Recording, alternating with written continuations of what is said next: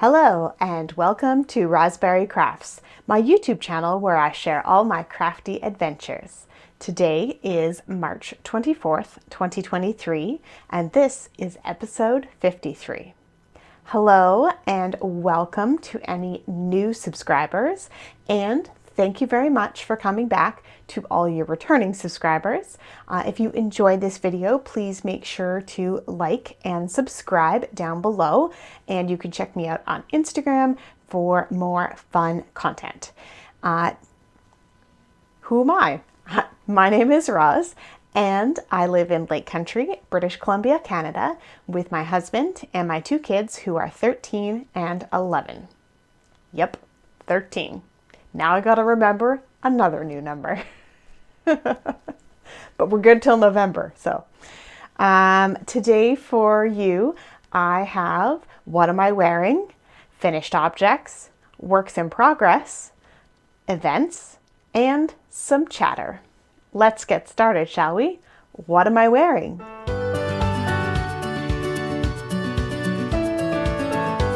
Quick little update before I get into what am I wearing. The power is currently out at my house, so hopefully my battery powered lighting is enough to make this podcast. I do have some lovely daylight, although it is super cloudy and was kind of snowing this morning. So it's not a lot of light coming in, but hopefully the lighting is decent for this, and we will move on to what I'm actually wearing.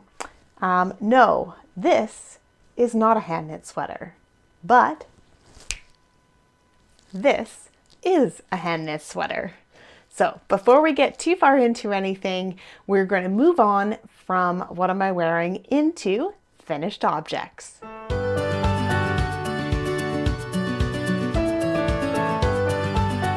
So today for you, my finished object is what I am wearing. I'm also wearing hand knit socks because it may feel like spring in the middle of the afternoon, but it's still overnight. It's still like -2, -3. So hand knit socks are definitely a must. But let us talk about my sweater. This pattern is Hinterland by Jennifer Steinglass. It is a top-down circular yoke sweater that is made with some beautiful neutral kind of greeny tones for the trees in her pattern. But as much as I love blue, sometimes you got to pick a different color. So I have been working on this sweater since February of 2022, and it is now finished. So the yarn that I used, I'm going to get through all the details and then we'll talk more about it.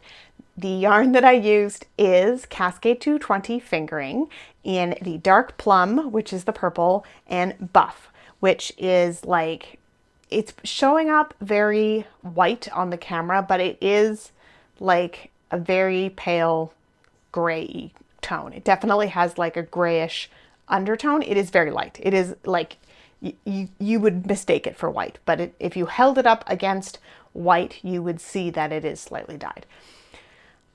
Okay, so that's the yarn. I started this in February of 2022, February 12th to be exact, and I finished it on March the 18th, 2023. So this yarn, I would say, is a light fingering weight. So I did a gauge swatch. I was very good, did a gauge swatch, figured out that I would need to have more stitches around in order to get the size bust that I wanted. That did make the color work in the top here a little bit bigger than I would for a fitted sweater. And I will insert some video in a little bit of me in my full so you can see all of this, including my messy room behind me. Right now you just get the nice beautiful yarn wall, but you will see the messy room. Yeah, so there definitely is a lot of room, like my armpit is up there, but I wanted it that way because I live in these sweaters. I need to be able to move. I want to feel comfortable in them. I want to get lots of use out of them. And you will also see in the video that it comes down to the perfect length.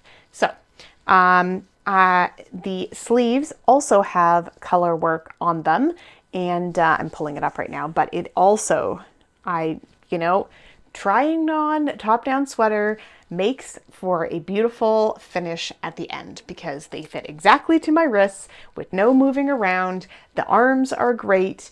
Everything worked out so well in this pattern, in this project, and it's because of all the planning and preparation that I went to ahead of time in order to get this beautiful sweater. So let's talk a little bit more about numbers and then we'll get into the video. So this used 1,627 meters. So you may know from previous podcasts that I am calculating how much yarn I have used this year versus how much yarn I have purchased. So the idea is more out than in. And I actually only count the yarn that I've used in a project because I do use up a lot of my scrap yarn.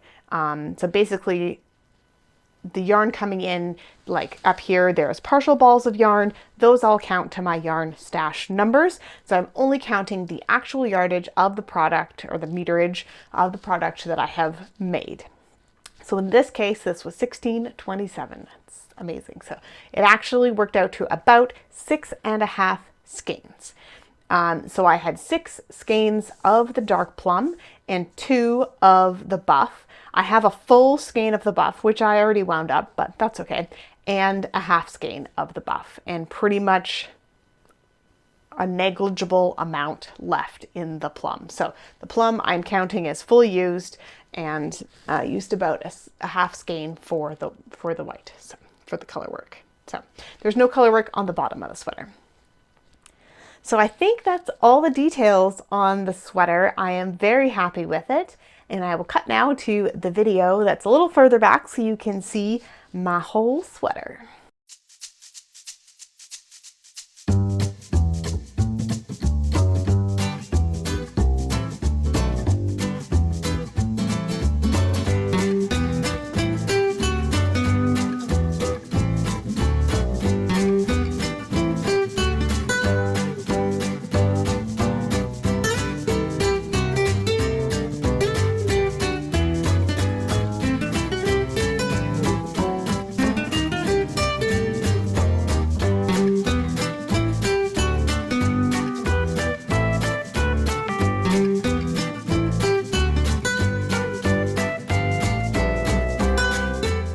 I hope you enjoyed that look at my sweater, and that is it for finished objects this week. So let's move on to works in progress.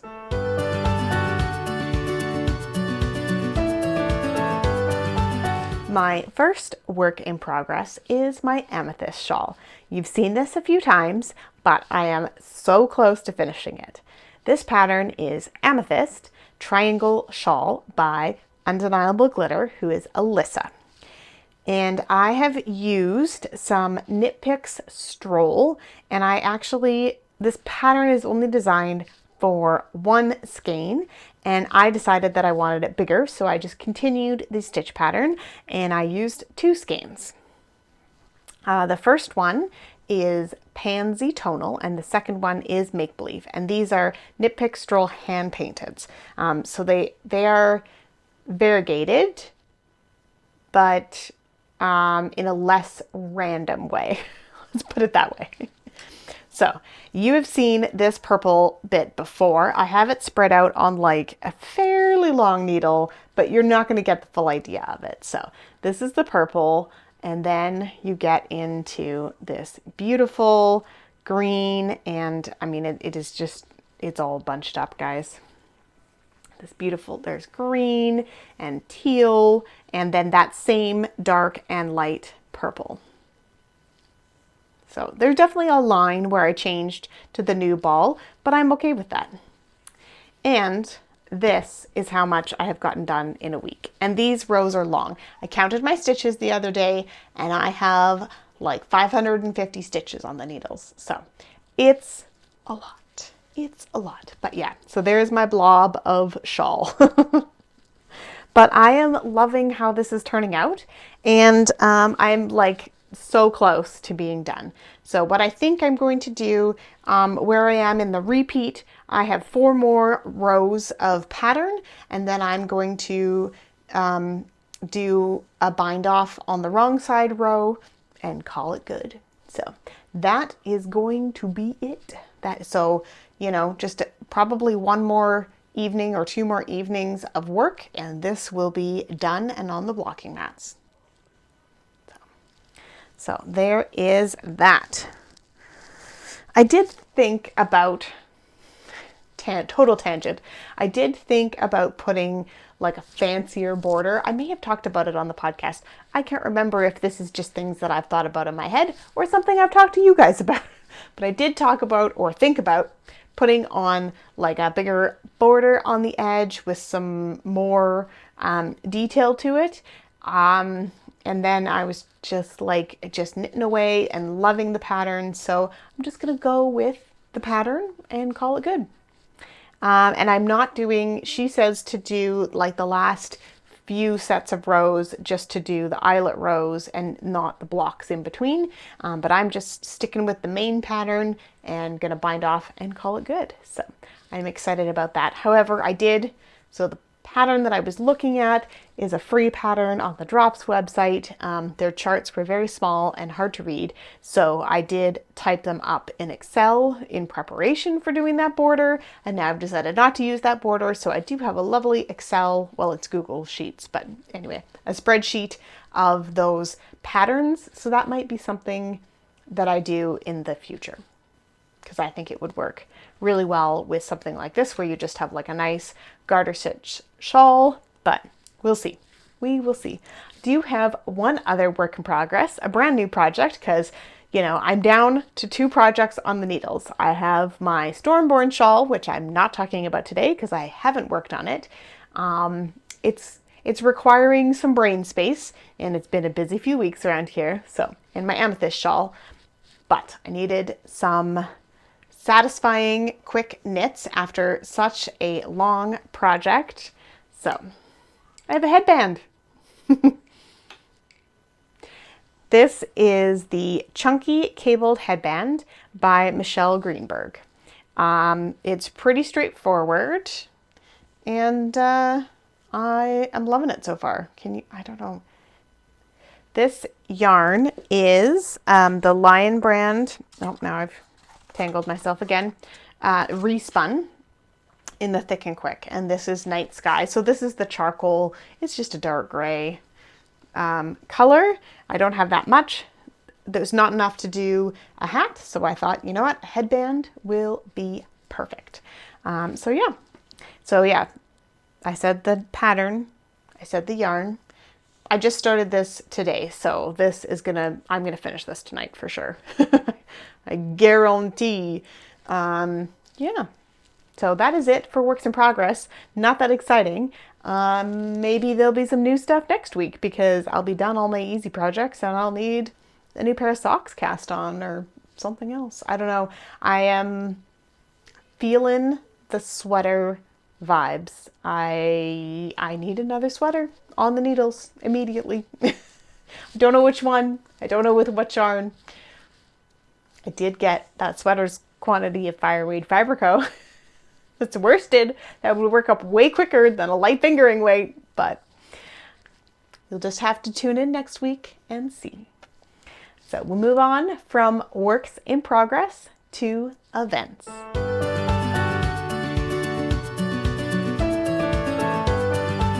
For events this week, the only event that I'm currently participating in is the Northern Knits Anniversary Make-Along. And this ends at the end of the month, so I've got a week and... Nope, just a week. This next podcast will be on the 31st, so everything has to be finished by then, which is just the one project. the amethyst shawl. So I think we should be good. It'll be fine. And I don't have anything else to say about that knit along other than their spring knit along has started. If you're interested in joining their spring knit along, so because the spring is here, technically spring is here as of Sunday, no, Tuesday, I don't know, whatever day it was this week. It's now spring. Although, like I said, it was kind of snowing this morning. That's what happens here. So the only other event to look forward to at this point is the Knit Girls are going to be hosting Stash Dash again. It usually starts close to the end of May. So keep a lookout for that. We've got a few months, but cast on all the projects so you can finish all of the things in those months. Moving on to chatter.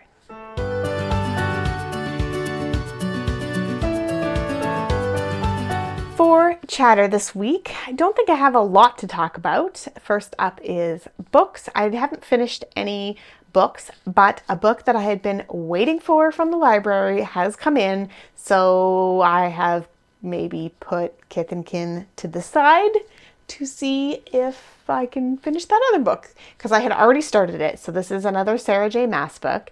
It is called House of Earth and Blood. So it's a newer series that she's writing. Is it Sarah J. Maas? Now I don't know. I'll put all the details in the description down below where you can look it up. All the things that I talked about will be linked down below as well, so you can check them all out there. Because sometimes I say the wrong thing. It happens. So yeah, I'm reading those two books at the moment. I think I've talked about before how I read on my Kobo, and Kith and Kin, we have the physical book.